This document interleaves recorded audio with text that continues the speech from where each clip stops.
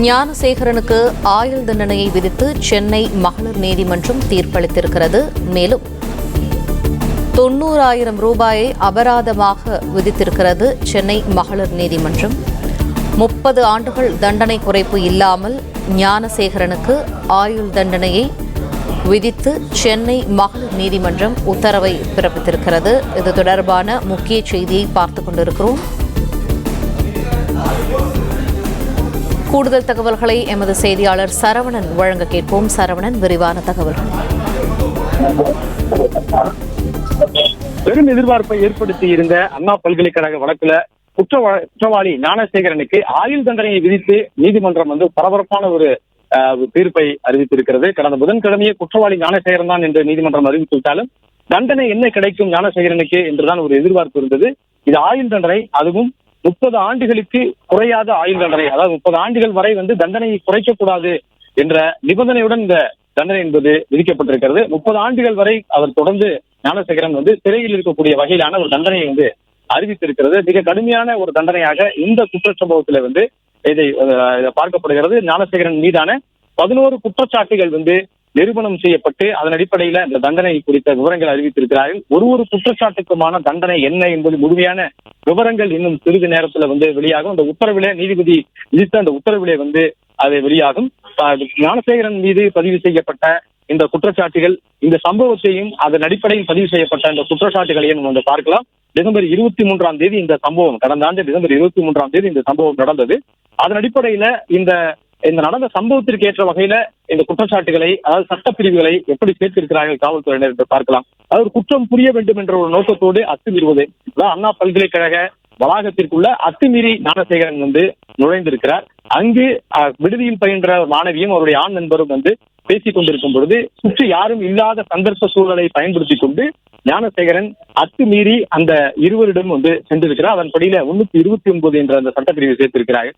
அதே போன்று அந்த மாணவரை அங்கிருந்து மிரட்டி அனுப்பி வைத்துவிட்டு அந்த மாணவியை மட்டும் அங்கிருந்து செல்லாமல் தடுத்து வைத்திருக்கிறார். அதன்படி அந்த மாணவியை சட்டவிரோதமாக தடுத்து வைத்ததற்காக 126(2) என்ற அந்த சட்டப்பிரிவு சேர்க்கப்பட்டது.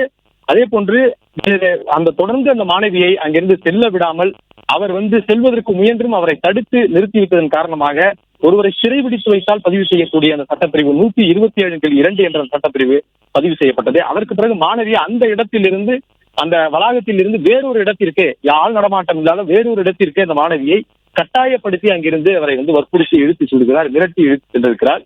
ஏனென்றால் மாணவியை அவர் செல்போனில் படம் பிடித்து வைத்திருந்ததை காண்பித்து மிரட்டி அழைத்து சென்றிருக்கிறார். அதற்காக வலுக்கட்டாயமாக கடத்தல் BNS-87 என்ற சட்டப்பிரிவு பதிவு செய்யப்பட்டது. அதே போன்று அதற்கு பிறகு மாணவியை அழைத்து சென்று பாலியல் துன்புறுத்தல், அந்த மாணவிக்கு பாலியல் துன்புறுத்தல்ல ஈடுபட்டிருக்கிறார். அதனால 75(2) என்ற சட்டப்பிரிவு பாலியல் துன்புறுத்தல் என்ற சட்டப்பிரிவு சேர்க்கப்பட்டது. அதற்கு பிறகு அந்த மாணவியை தாக்கி அவரை உடைகளை களைவதற்கு அந்த நபர் மிரட்டி இருக்கிறார். ஒரு பெண்ணை நிர்வாணமாக்கும் நோக்கத்துடன் தாக்குவது என்ற சட்டப்பிரிவு 76 என்ற சட்டப்பிரிவை அதற்கு பிறகு சேர்த்திருக்கிறார்கள். அதற்கு பிறகு இந்த மாணவி பாலியல் வன்கொடுமையில் உட்படுத்தி இருக்கிறார். அதற்கேற்ற 64 பிரிவு 1 என்ற இந்த பாலியல் வன்கொடுமை சட்டப்பிரிவு சேர்க்கப்பட்டது. அதற்கு பிறகு அந்த மாணவியை மிரட்டி அடித்து அவர் உடல் ரீதியாக காயத்தை ஏற்படுத்திய நடவடிக்கையிலும் ஞானசேகரன் ஈடுபட்டிருக்கிறார். ஒருவரை தாக்குவது, உடல் ரீதியான துன்புறுத்தலை ஏற்படுத்துவது அல்லது அவருடைய நற்பெயருக்கு களங்கம் ஏற்படுத்தக்கூடிய வகையில செயல்படுவது என்ற பிரிவுகளான இந்த 351 பிரிவு 3 இந்த சட்டப்பிரிவு அதன்படி சேர்க்கப்பட்டது. அதே போன்று இந்த மாணவியை மிரட்டுவதற்கு செல்போனில் படம் பிடித்ததையும், பிறகு அந்த மாணவியை தொடர்ந்து படம் பிடித்து அதை மிரட்டியதையும் வைத்து வேறொரு நபருக்கு அனுப்பிவிடுவேன் என்ற மிரட்டியதையும் வைத்து அந்த வீடியோவை பிறகு அவர் அழித்திருந்தார் என்ற குற்றச்சாட்டின் அடிப்படையில குற்றச்சாட்டை தொடர்புடைய ஆதாரங்களை அழித்தல் என்ற சட்டப்பிரிவும் 238 என்ற சட்டப்பிரிவு சேர்க்கப்பட்டது. தகவல் தொழில்நுட்பத்தை தவறாக கையாளக்கூடிய சட்டம் 66 பிரிவுல என்ற அந்த சட்டப்பிரிவு, அதாவது செல்போனில் படம் பிடித்து சமூக வலைதளங்களிலோ வேறொரு நபர்களுக்கு அனுப்பிவிடுவோம் என்று மிரட்டுவதன் அடிப்படையில் சட்டப்பிரிவு சேர்க்கப்பட்டது. அதே போன்று தமிழ்நாடு பெண் வன்கொடுமை தடுப்பு சட்டம், இந்த சட்டப்பிரிவு மொத்தம் 11 குற்றச்சாட்டுகள்ல ஞானசேகரன் மீதான இந்த குற்றச்சாட்டுகள் எல்லாமே நிரூபணமாகி இருந்தது.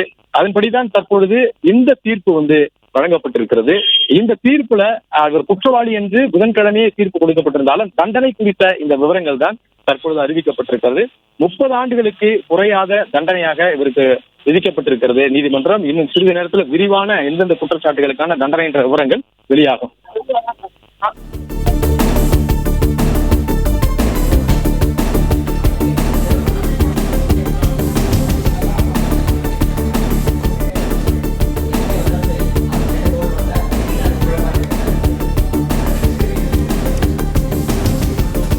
பிளே ஸ்டோர் மற்றும் ஆப் ஸ்டோரில் இருந்து பாலிமர் செயலியை QR கோடு மூலம் பதிவிறக்கம் செய்யுங்கள்.